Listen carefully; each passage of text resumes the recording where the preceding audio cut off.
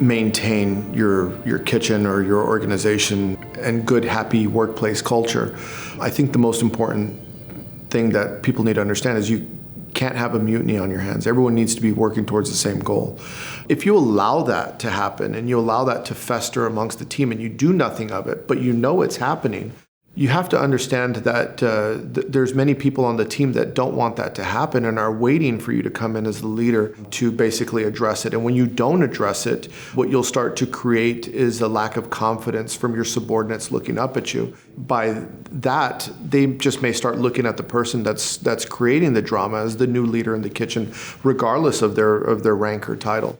So I think in an organization, whether it's a kitchen or any sort of business, when those things start to bubble up, address them quickly, address them swiftly, and make sure that people understand that type of behavior will not be tolerated in any organization. If you're trying to develop people and help them demonstrate their true potential and show their greatness in any industry, in my world, it's cooking. If you tolerate mediocrity, then that's what you're going to get.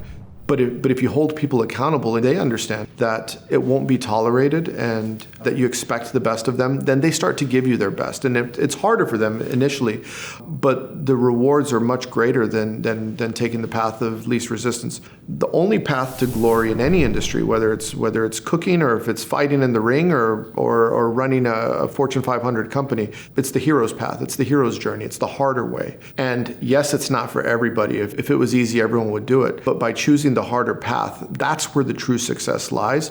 That's where you find out what you're made of. That's where you find out how far your team can go. And that's where you really see your true potential. Once the rules of the game have been clearly defined and people understand that a standard is a standard is a standard, and you see someone and they do it against standard. So I'll pull someone off to the side and say, hey, I noticed you did that differently. This is the way that we do it. And I'll give them a second chance. And then when they do it again, then I know I've already had the conversation with them. And I'll say, I noticed you didn't do it. And I know I corrected you the first time. So I'm going to show you again because clearly you don't understand. Because if you did understand and you deliberately decided to go a different direction, then that's a whole other set of problems, and you wouldn't be a good fit for this organization.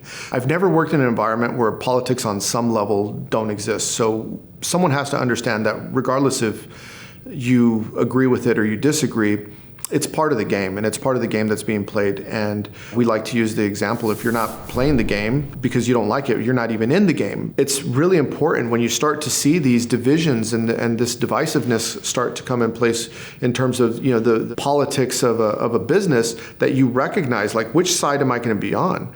You want to be on the winning side when it's all said and done, because if you're on the other side, you might be in the group that doesn't have a job later because they were creating a dissension in the ranks. I think it's very important to look at it very objectively, and in most cases, the winning team is going to be the person usually on the higher end of the hierarchy. Like I said, make sure you're making good decisions. Of course, that's not always the case. There's always exceptions to the rule, but you want to be on the side of the winning team. If you align yourself with the winners, the more opportunities you'll get to win. And after doing that about one or two times, I think people quickly understand that it's zero tolerance. I'm no nonsense. The way that we're going to do things is the way that we're going to do things, and there's really no exceptions to the rule. Mentoring is something that I think is extremely important. So in my kitchen, we have a mentor-mentee program where everyone is encouraged, not required, to have a mentor that they meet with weekly or biweekly. So in my case, I always give people homework. And I tell them, you have to schedule the meetings, you have to show up, and I will assign them homework. You can't come to the next meeting until you've completed your homework.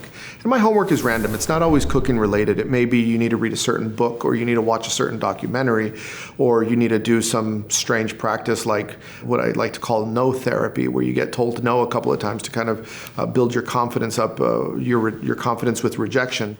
With regards to mentoring, I think in order for the next generation to come up to the level of the current generation, and hopefully exceed the level of the current generation, you need strong mentors and you need to be giving back to people. So much of what I've achieved is owed to these mentors that I've had. And I thought the only way I could repay these mentors and seeing the value in it was to mentor the next generation coming up. Be very careful in selecting your mentor. You don't want to choose your buddy who's just a little bit better than you, or someone who acts like they know it all and they tell you, I would be in that position if only I was dealt a different set of cards. So I think it's really important when you find your mentor, look for someone that either you aspire to be like because of their character, or someone that you aspire to be like because of the position that they're in. And I think that will lead you down the path towards a great mentor and mentee relationship.